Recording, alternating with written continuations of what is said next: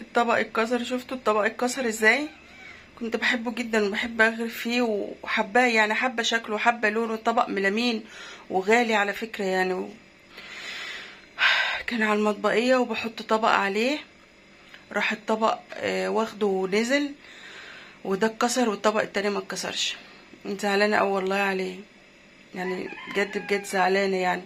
ده أنا لسه داخله المطبخ دلوقتي، احنا لسه الساعه 12 الصبح، بغسل شويه مواعين وبرصهم في المطبقيه، راح ده واقع مكسور. يلا الحمد لله، قدر الله ما شاء فعل. شفتوا الطبق اتكسر. كنت شارياه وكان غالي ونوع ميلامين، يعني نوع ميلامين. استغفر الله العظيم يا رب. كنت بحب جدا الطبق ده والله، واحب اغرف فيه قوي ونوع كويس يعني. استغفر الله العظيم يا رب.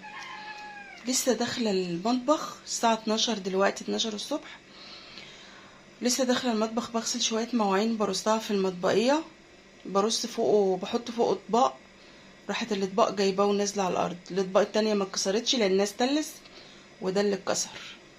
زعلانه اوي والله عليه، يعني لسه كده على الصبح لا قلنا حلو ولا وحش والطبق نزل بقى فرافيت كده. زعلانه اوي والله العظيم. يلا قدر الله ما شاء فعل.